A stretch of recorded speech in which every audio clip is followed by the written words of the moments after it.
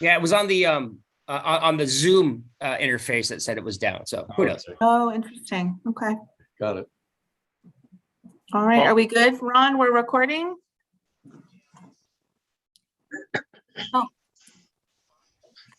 Creepy robot answers. All right, Chair Davis, you can go ahead and start the meeting if you'd like. Let's go ahead and start the meeting with roll call. No, Pledge of Allegiance. I'm sorry. I'm not awake yet.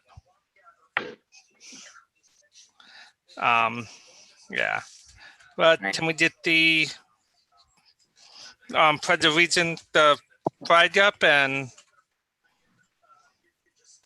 there we go. If everyone wouldn't mind standing, and we'll go ahead and do the Pledge of Allegiance.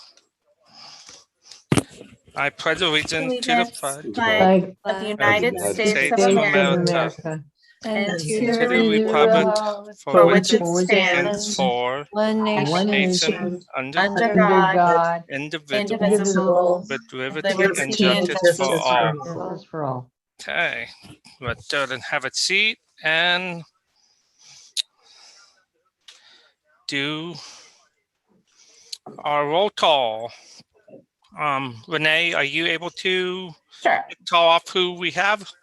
I can. So we have Commissioner Ehart, Present. Commissioner Davis, Yeah. Commissioner Current, Present. Commissioner, my tiles was drawn. Commissioner Strauss, Present. Commissioner Cadoy, Here. and Commissioner Montemayor. It was there. He's He muted. is there. I see him. I see him. He'd muted. All right, he's here. Thank you, sir. All right, and you have no alternates tonight, Chair, so you're good to go with who you've got. You've got your quorum. Okay, everyone looked at the agenda. Can I get a motion for approval of the agenda? This is Commissioner Kern. I move to approve the agenda. Okay, so we got a move. Do I have a second? Commissioner. I second. I heard two people there. Voltaire can be fine. It can be Voltaire. Okay, so we got Voltaire seconding You it, do it, and thank then you. Renee, you want to do a roll call for the ayes?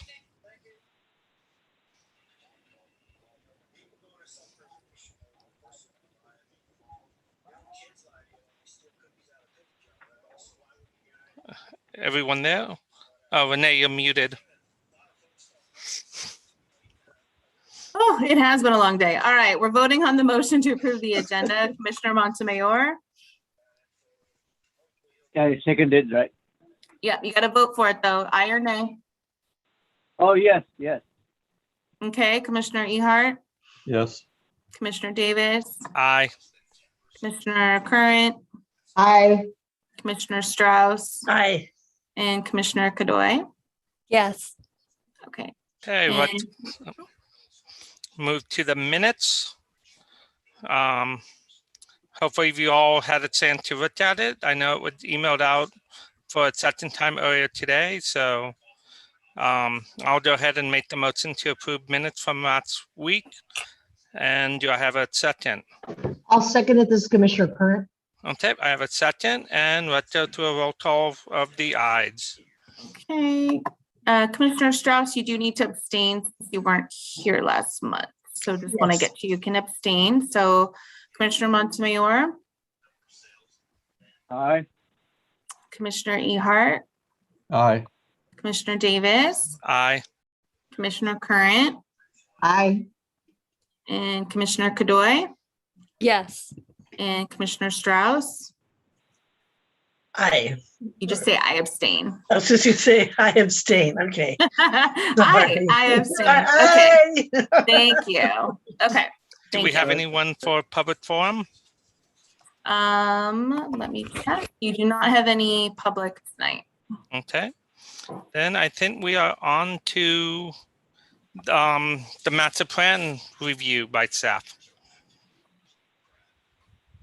Ron, can you throw the agenda back up?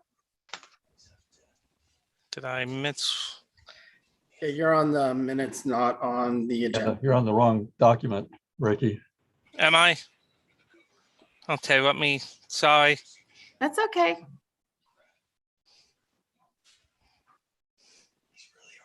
There we go. So your first presentation tonight is on the park marker project update. Yep. Marta, And we not have- Mata. Yeah. Gave me a little bit of a heart flutter there. Sorry. So we have our community engagement and inclusion administrator, Tegan McLean here. She is the Arts Commission staff liaison as well. And she'll be giving a presentation as an update to this commission tonight. So Ron, if you could give Tegan the ability to share her screen. Or do you want me to do it, Tegan? Oh, I think I've got it. Thank you. You got it? Okay. Yeah, hopefully.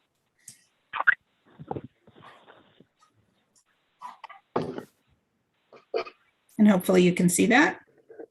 And I see our Vice Mayor has joined us as well. Good evening, Vice Mayor. Hi, good evening. Sorry I'm a little bit late, but I've been here since you took the roll call. Yeah, we're here. We got you. Happy Monday. Yes. All right, Tegan, go ahead. Thank you. Sure. So if you're ready, I would like to share with you where we are with the park marker project. And I think I've either got the wrong presentation open right now. Let me give a quick look here. Nope, I have the right presentation and the wrong date on the front. So it is not February 1st, 2020. So it'd be October 4th. Background for this item, both the PRCRC and the Arts Commission's proposed work plans include the park marker project. And we are excited to be working on that this year.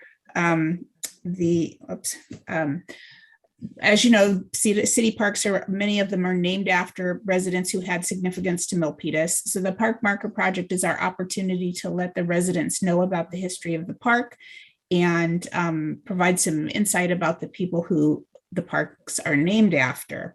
We assembled a subcommittee in the springtime in February, and our subcommittee consists of Crystal Cadoy, Becky Strauss, Joe Ehart, John Egg, and Joyita Ghosh from the Arts Commission. Our subcommittee met 3 times in the spring. We've sort of taken a hiatus since July, but we anticipate that we'll be ready to present the park marker concept to you in November or December. And I wanted to let you know kind of what direction we are going right now. So the subcommittee really likes the idea of a kiosk structure, and they're interested in the opportunity to combine interpretive historic panels and artistic panels. We are, of course, looking for the park marker to have some, to be artistic in nature so that we'll be able to use the Public Art Fund to fund this. And so these are 3 examples of markers that they liked. I think those who are members of this commission that sit on that subcommittee might want to share, but I know the colorful, engaging nature of these monuments is what people were really attracted to. Just really quickly, PRC and Arts Commission both have responsibilities with this. Both commissions will jointly recommend the program and the budget to City Council.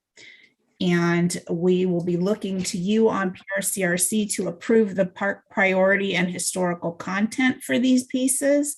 When that subcommittee comes to you, they have some thoughts about where they'd like to recommend that we start as far as parks go. And so we'll be looking to you to weigh in on their recommendation.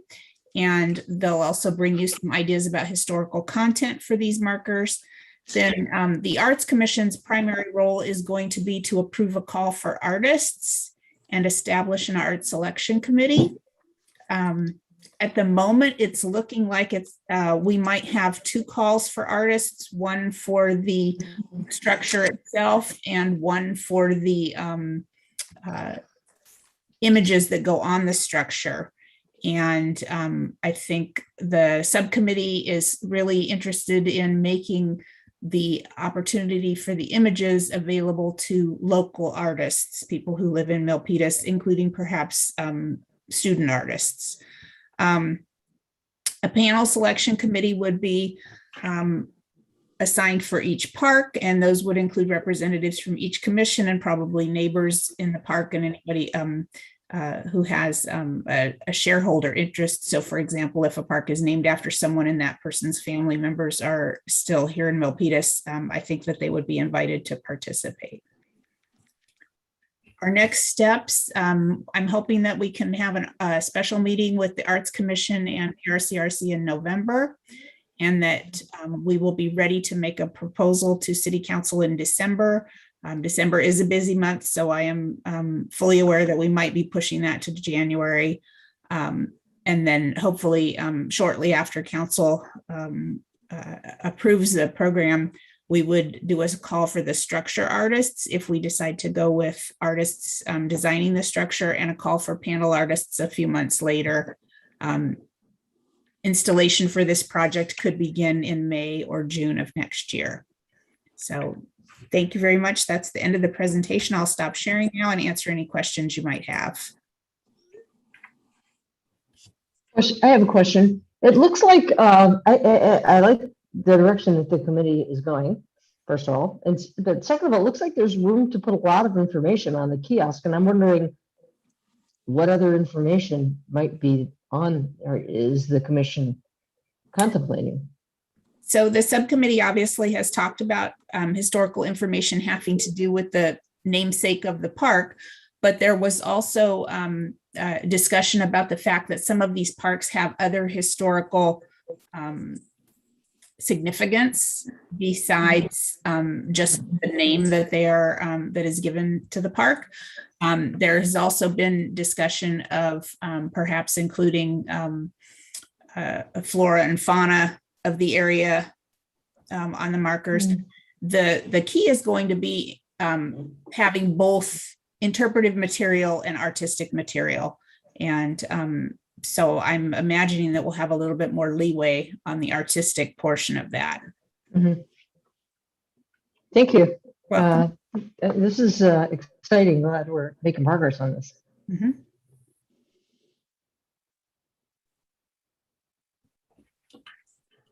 Any comments from our commissioners who are on the subcommittee?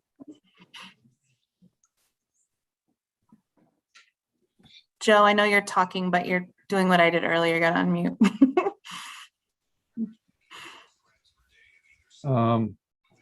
Is there any preliminary costs associated with like one of the kiosks? Oh, you're muted, Tegan. It's contagious. It is contagious, yes. I do have some cost quotes based on what the subcommittee had talked about as far as the size of the kiosk goes. It's the quote that we're getting at the large size we talked about is in the $10,000 neighborhood per piece. But I think we could bring that down significantly if we made the columns narrower or a little bit shorter. We had talked about a 7-foot column, which is pretty big. But by bringing it down just even a foot to a 6-foot column would net some considerable savings, I think. Thank you. Mm-hmm. Yeah, that sounds about right. Just curiosity on the funding side. I know you were talking that the art funding, it did something too. We could apply for a grant through Open Space Authority. I know I've worked at a couple of agencies where we got in money for a very similar project. And at Mezzo A funding, it's hard to remember the grant funding that the grant was in, but I went to work for Guadalupe and we got funding for a very similar project through that. That would be great for us to have some other funding sources. And I know staff would be happy to help apply for that. Yeah, we do have some open space grants out now, as well as Santa Clara County Historical Commission grants, specifically at El Visto Adobe. So we can definitely look into more grants for signage. I think there's probably a lot out there. With the art and the history combination, it would be attractive, or it could be attractive. Yeah. Okay. Thank you. Mhm. And Renee, I'd like to ask a quick question through the chair. Do we still have a grant writer? I know we used to have one specifically to look for grants for the city, for different departments. And I know some departments do their own. So what's the status on that? Yeah, you remember correctly, and that was a limited term position. It was a 2-year position, so that term ended, I believe, this past June. So right now, department staff are looking and writing grants within their own departments. Yeah, and just to let the commissioners know, there are so many grants out there. However, it just takes staff time to write those grants, and sometimes they come with conditions, and sometimes, to fulfill those conditions is challenging. So yeah, just keep looking for the good ones that we can benefit from. Yeah, that's a great point. And I think to your point, we'd probably apply for a grant for a selection or a number of the projects. So it's a higher award amount, which, like you mentioned, there's a lot of staff time that goes into it. And so it kind of makes it a little bit more worth it. Yeah. Yeah. Okay, thank you. Great point. Becky, did you have a comment? You're muted too. Yes. I started it. I apologize. Right. Okay, so how do they determine what artwork will go on there? Tegan, you want to take that one? Sure. So I would expect that we would do a call for artists, and depending on what the parameters are for that call for artists, a selection committee would look at either they could look at portfolios and then commission artists to do the artwork, or we could do a call where people are submitting designs. Most commonly what's done is you look at you do a request for qualifications first, and you look at portfolios and then decide who you'd like to have create designs for you, and then pay them a nominal fee to create a design. And we would probably certainly do that if we did the marker itself, the structure as an artistic project from a sculptor. The images that go on the marker, we might choose not to do that, particularly if we were doing a student competition for some of them. We would probably just ask them to submit designs and have a competition. Okay, thank you. Thank you. Tegan, is the idea to have the structure be consistent through all of the parks, but then the artwork be done by different artists to kind of give it a variety? That is get correct. Consistency? Okay. Yeah. Cool. Okay. Great. Any other questions, Chair? Or I'm not comments? seeing any hands. Anyone have a comment or anything before we move on? I thought I heard someone. Okay, I guess we are done. Thank you for your time and the presentation. Great. Thank you, Tegan. Thank you. We'll see you in the winter.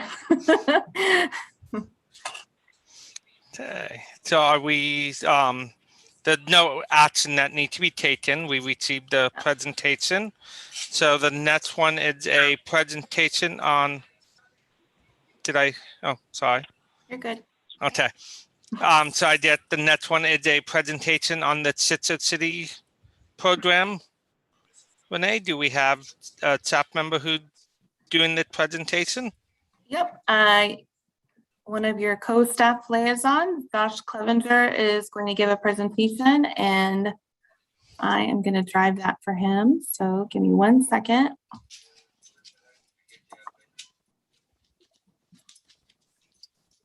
All right. I'm assuming everyone can see my screen. Yep. All right. Well, thank you guys for having us. You'll see a lot of me. This is the first meeting that I get to talk. And slowly I will hopefully take the reins from Renee to lead you guys. But I was asked by Renee to talk about our Sister Cities program that I've been getting up to speed on. Back when we kind of condensed the commissions and stuff like that, this program went under your purview. So the whole point of the Sister Cities International is to provide opportunities for city officials and citizens to experience and explore other cultures through long-term community partnerships. Stimulate environments through which communities will creatively learn, work, solve problems together through reciprocal cultural, educational, municipal, business, professional, and technical exchanges and projects. Collaborate with organizations in the United States and other countries which share similar goals. The real crux of the program is for our city to find like cities that have something that's similar to ours, maybe some tech from Silicon Valley, and find other cities that have dealt with some of those same issues and how we culturally deal with them together, understand how they did it and use those things to help better our society, as well as understand their culture and how it changes based on each different culture, and kind of creates that camaraderie and friendship through culture. This is just about the program changes I alluded to earlier. At the December 17th, 2019, City Council directed that PRCRC begin advising City Council on the Sister Cities relationships and programs as they pertain to culture, community benefit under the Commission's Cultural Resources Advisory Area. With the reorganization of the City Commission's Sister Cities program related to trade and commerce will fall under the Economic Development and Trade Commission. In the old program model, Sister Cities Commission and staff person organized delegation visits with an annual budget, which we no longer have.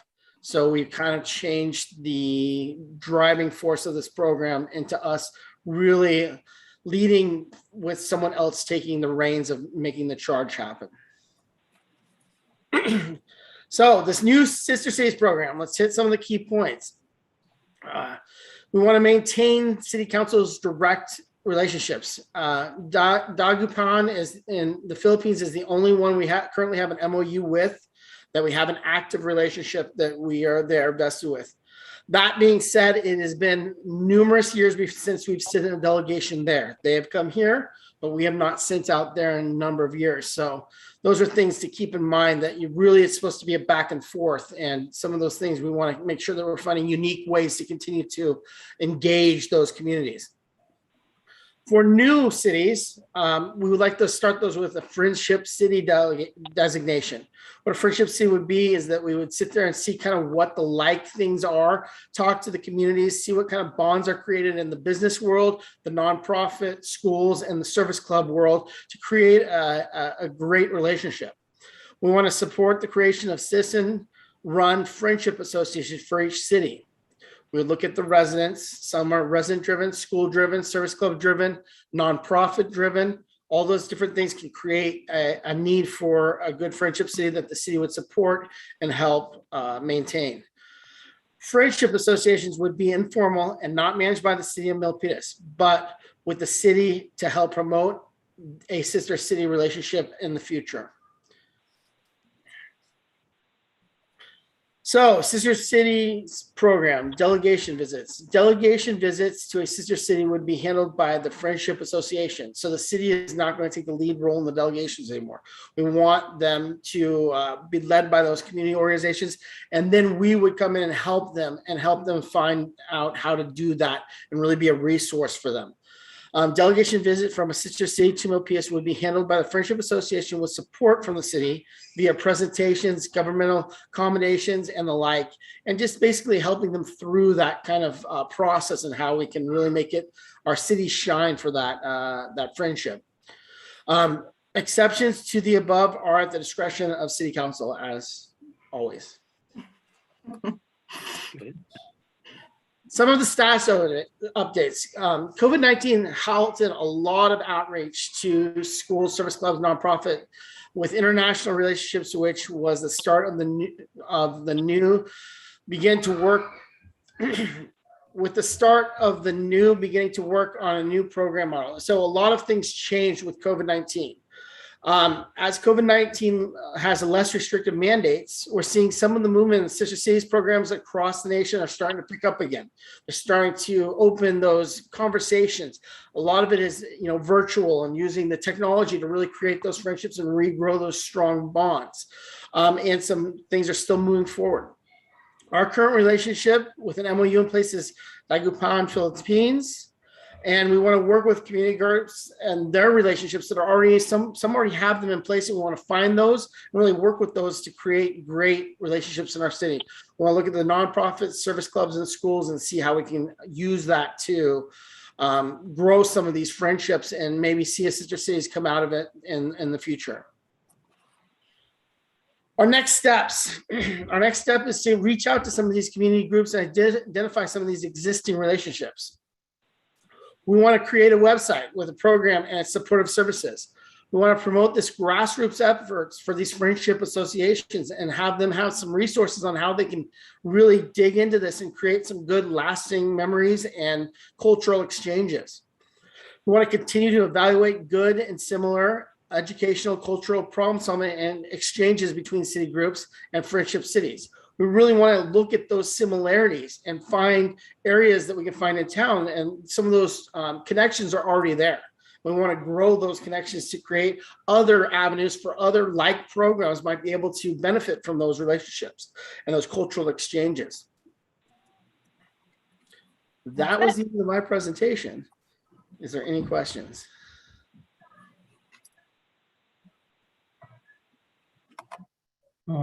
Is Dagupan the only one we have at the moment? Because I just was trying to catch up. So we used to have I think 3 or 4 in the past, but Dagupan is the only one we have an MOU that is in existence right now. So that is the only current on the board one. I have a question. When we're looking for sister cities, potential sister cities, are we looking for cities and countries where there's already a connection with the city of Milpitas? In other words, for example, we have a large Vietnamese population. Will we be looking for something in Vietnam? Or are we looking for something completely different? Are we looking for, relationships with countries that we may not have any existing connection to by way of the people that live here, but where there's going to be an opportunity to learn? Good question. Yeah. Go ahead. Sorry. Right. Yeah, I think it's all of the above. If you're taking a test, I'd mark D, all of the above. So I think what the direction from City Council was in 2019 was for this group to primarily focus on that cultural and community benefit. And so enhancing and putting out the promotion, understanding, and general care for other cultures in our town, but then, across the world. And then how we can bring those together, especially at the student level. A lot of our schools have sister schools. They're all over the country. They have those established relationships. So how can we help further promote that? And then also when you look at, a sister city or a friendship city relationship, it could be based on the like cultures in the community, but it could also be the makeup of the city. So, what's the population size? Are they nestled in a larger, burgeoning, Bay Area like, geographical location like we are, in their country, like Santa Cruz and Monterey, like they have a lot of, waterfront city relationships because they deal with the same issues and the same infrastructure projects and challenges and successes.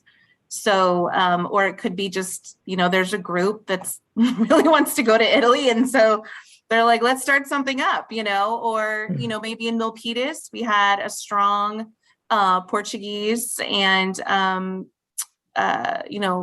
community back at the beginning of its township. And so maybe they want to bring that back, or maybe there's a group they want to focus on the early Hispanic and Native American roots and they want to go that way. So I think it's really kind of open to everything. I think one key part of it Thank is you. that we're looking at a grassroots group to kind of take the leading flag.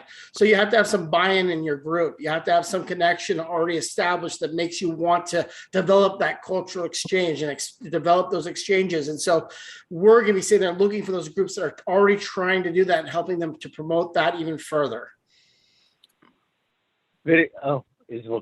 Yeah, very good. I heard everybody. Yeah, like the counterparts.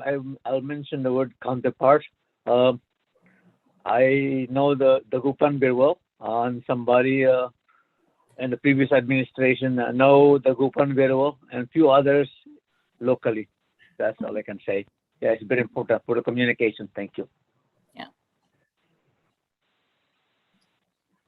Yeah, just by coincidence, by the way, I was over in Cupertino today, and they have a 3-building complex, the city hall, a community hall, a city center, the community hall, and their library. But when I was there, what I noticed was, I don't know if this is going to show up, but they had a sign. Oh, it just flipped off. They had a sign, they had a pole.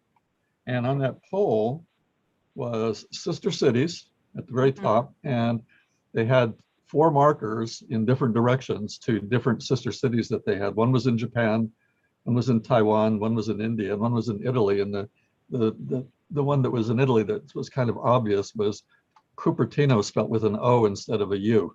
But anyway, if we have sister cities, I think something like a simple marker like that at City Hall might be a nice thing to do, but to promote actually awareness of the fact that we would have sister cities.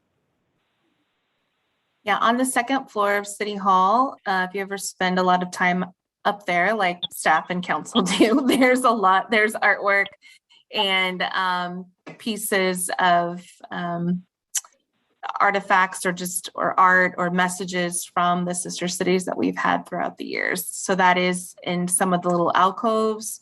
If you're not looking for it, you might miss it, but it is hanging up on that second floor.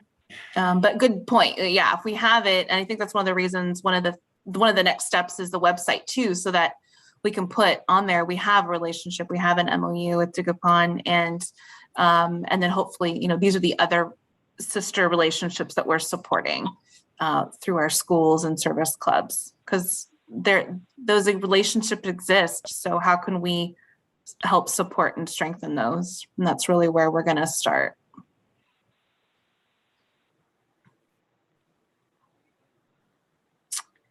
Any other questions or ideas or comments? You're so quiet. So if there's nothing, which is fine, everyone's muted again. So if there's no other questions or comments, Josh is here and he's going to lead the charge. He used to work in sister cities in Santa Cruz as well, so he's experienced with this. So really at this point, we'll be sending some letters out and some greetings to the service clubs that we know have international relationships, the MUSD junior highs and the high school have sister school relationships. So we're going to start those communications going out now that everyone is back, operating in person for the most part, and really start building those relationships and getting those things put in place so we can figure out how we can help them and support them, and then get that website up and running. And then I think the biggest haul, which is where we're probably going to come back to you guys, is helping to start or spur some excitement in the community for grassroots friendship associations. So I'd like to make a comment through the chair. So when I first started, we had a Sister Cities Commission, and then it morphed into the Economic Development Commission to try to implement trade opportunities. However, that it was really difficult. And just to let you know, it's having a Sister Cities endeavor. It takes so much time and it takes up so much money. I mean, because I think that was one of our biggest obstacles was the funding, because we're expected to house the students or the visitors that come, and then if we send folks over there, we have to pay for the airfare, and so it's a huge, and I think that's why it was moved to the Parks and Recs. But Yeah. just to let you know, it's not an easy task, and I really commend our new employee. I'm sorry, I forget your name. But Josh. yeah, you're Josh. Yeah, you're taking this now. You're taking this on, and I commend you, because it's a lot of work. And with that, I know that we have the Parks and Recs is in charge of sister cities, community garden, historical, cultural resources, parks, recreation, bicycle, art, and now art. I mean, you have this commission is the only commission that has so many tasks. I'm really surprised that, now that I came back to the city council, it's you're the ones that are doing all the bulk of the work. So I have already spoken to the mayor that I would like to increase the commission size, because I think you guys are, you're probably stretched thin. So I know you have 7 commissioners right now, but I'd like to, he said that to bring it up at our next city council meeting. So I want to get your perspective, how do you feel about it? And I don't know if I can ask you this now, because it's not on the agenda. So Renee. Yeah, it's that would be a bylaws change, so we'd probably have to agendize it. But I'm glad to get that conversation happen. So if it comes up, we can help. I'm bringing it up. He told me the mayor said to bring it up at our next city council meetings. But I think it would help the commission, because you have so many tasks, and literally they're very time consuming, and they're all very important, and they deserve a lot of time. So, but at the same time, you only have a few, there's only so many commissioners to go around. But anyway, those are my thoughts, and just to let you know that I'm going to be bringing it up, and if you're for it, maybe you might want to call in. If you're not, then call in anyways. But anyway, just to let you know, Renee. All right, thank you. All right, I'm just trying to help you all. That's all. No, we appreciate the kind words. That's nice. That's very nice. Yeah, thank you. Anyone else before we move off of Sister Cities? I think we are good to thank you, Josh. Yeah, we'll be back with more. Oh, hold on a second. Wait. We have public comment. Oh, do we? Yeah, I saw. I'm gonna, I saw, we have BJ Navarro, chair. You want to do 3 minutes? Yeah, 3 minutes is good. Okay. Ron, I'm gonna unmute BJ if you want to start the clock in just a second. Hi, BJ, are you there? Yeah, I'm sorry. You guys didn't ask for public comments after the last agenda item, which was the park marker item. You didn't pop up on our screen, but go ahead, please. Sorry about that. Yeah, so I'm sorry, I'm behind, but I just want, if the commission is not aware of it, when I was on the Arts Commission, we did a sort of park marker at the Alvisa Adobe. And if you have not been there lately, you should go by and take a gander at it. It does have art and historical facts about the Adobe on it. Renee is probably very familiar with this. I was over at the park the other day. There is some damage that has been done to it. And there's some other areas in the park that probably need a little bit of repair, where there's a map and stuff. But for the most part, this is a very good idea. But I just want to alert you that whatever subcommittee decides on what's going to be done, they need to make it weatherproof. And we thought we had done that with the existing marker that's there at the Alvisa Adobe. So you might want to swing by, take a gander at it, see what it looks like, give you a point of reference. And it was competed. I think that Becky might have been on the Arts Commission when we did it, but I don't recall. So if you have any questions, you're welcome to send me an email or ask me. I'm walking all over the city now that I'm retired. So I'm very excited about this project. There's a lot of parks, and it would be nice to have. Thank you. Great.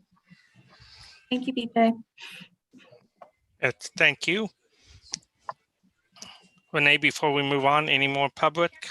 I don't, No, I BJ wonder was if, our only one. Thank you. okay. Thank you, BJ. Yes, I wonder Valkeo. if we have enough public parking there at the Alviso Adobe. If I am thinking the Alviso Adobe in my mind, we have a lot of public parking anyway, enough, right? Well, I don't think I'd use the word a lot. It's a park nestled in a cul-de-sac, so you can park safely in the cul-de-sac, and then there's a few parallel parking spaces in the park. So if you're not comfortable parallel parking, I would park right in, just outside or right inside Alviso Adobe Court, and then walk in. Thank you. But BJ's right. There is a very similar structure in Alviso Adobe. We put that in as part of phase 4 of 5 at Alviso Adobe. We put in a wagon and some other art. And so it's a good representation of what the subcommittee was talking about.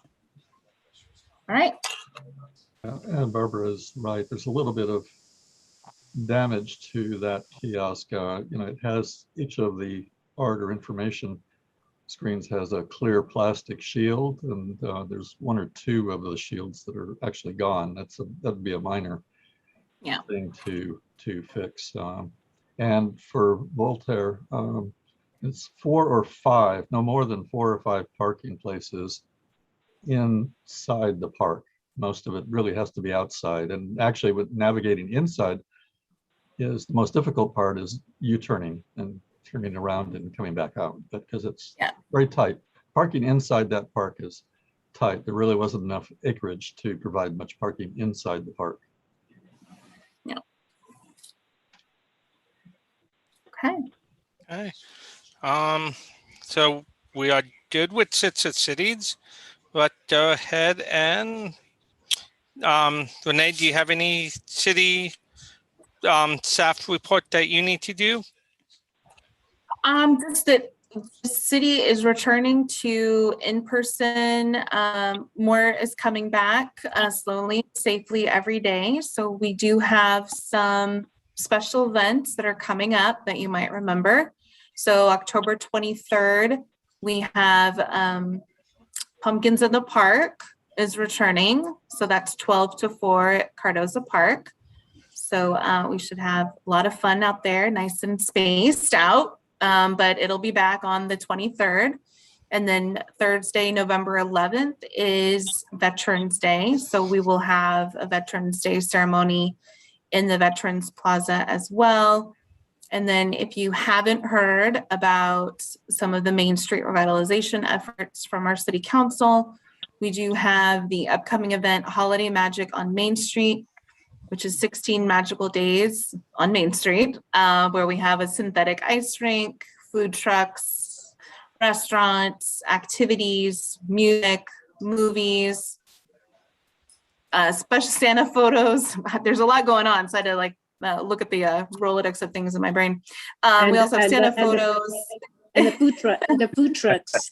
Yeah, the food trucks. Don't forget the food. And then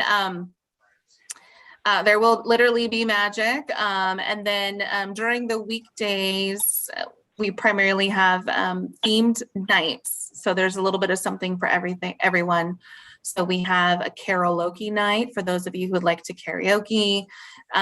We have Santa Paws, so you can take your 4-legged children over to get their Santa photo with Santa. We have tons of toys night. Yes, Becky, you can bring Diablo with you. We have tons of toys. We have characters on ice night. We have date night for adults to come out. We have a ton of sponsors. We'll be announcing some of the big ones tomorrow night at City Council if you'd like to watch, and have raised quite a bit of money to help cover the costs. So we're being fiscally responsible. So that's all for that. Oh, one more thing. October 22nd is the Filipino Heritage flag raising. I was really proud and happy. Thank you to Vice Mayor Carmen Montano. We actually debuted our first flag raising, or the return to flag raisings on September, was it 15th? And with our Hispanic Heritage Month. So that kicked off our return to in-person with a very successful Hispanic Heritage flag raising. And we're continuing that on October 22nd with Filipino Heritage. There's a lot going on. Check out the city website, check out the city Facebook page, Nextdoor or Rec Facebook page for all of the things that I just talked about. Awesome. Vice Mayor, do you have any updates you would like to give us? Thank you, Chair. So last week, or a couple of weeks ago, we discussed a potential bond, 30-year bond, and that's going. It was pretty lengthy. So the structures across the street from Great Mall, you know, the high rises, well, not high rises, but the apartments. So Turing, the developer, wants the city to buy it through bonds, and right now we're discussing that, and we recommended that they bring it to the community so the community can have some input. So that was pretty lengthy, actually. It was very in-depth conversation, because we're talking about 30 years of bonds, so that's really a lengthy, and it'll come back on the 19th. So what we will be discussing in this new council meeting, the upcoming one, will be, and this is tomorrow, we will be discussing some of the,